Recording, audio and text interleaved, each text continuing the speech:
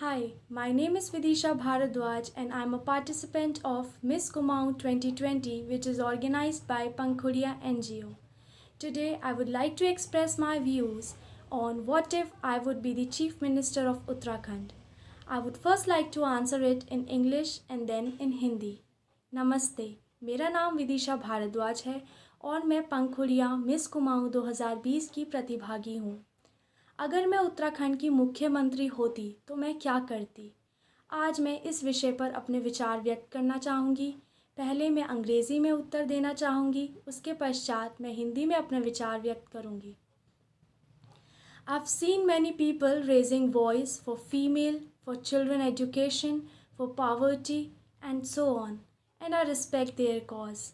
But if I would be the Chief Minister of Uttarakhand, I would have opened pet houses in every village, in every city, no matter if I had to give my own salary for that. Because I think a human can at least share his pain with others.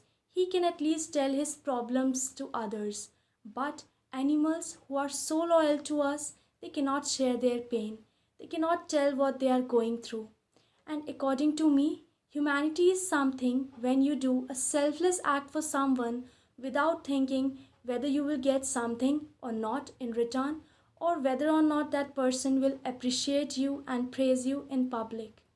And God has created humans and made them superior than animals, not to cause harm to those inferiors, but to protect them and do everything good that we can do by ourselves for them.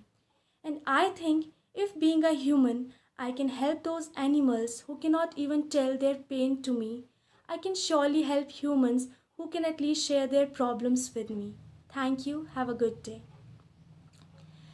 मैंने बहुत लोगों को देखा है, वह महिलाओं के लिए, शिक्षा के क्षेत्र में, बच्चों के लिए, गरीबी के क्षेत्र में और अन्य कई क्षेत्रों में अपनी आवाज़ उठाते हैं और मैं उन सभी का दिल से सम्मान करती हूँ। परंतु अगर मैं उत्तराखंड की मुख्यमंत्री होती तो मैं हर शहर, हर कस्बे में पशुगृह बनवाती, चाहे उसके लिए मुझे अपना खुद का वेतन ही क्यों ना देना पड़ता। क्योंकि मैं ये मानती हूँ कि एक इंसान तो अपनी परेशानी किसी इंसान को बता सकता है, वे तो अपने लिए आवाज़ उठा सकता है, पर उन जानवरों का क्या जो इंसान के इतने वफ़ादार होते हैं, वे खुद के लिए बोल भी नहीं सकते। और मेरा यह मानना है कि असली इंसानियत उसमें है जब आप किसी के लिए कुछ अच्छा करें, बिना यह सोचे कि वह इंसान आपके लिए कुछ अच्छा करेगा और आपके बारे में सब जगह जाके तारीफ़ करेगा।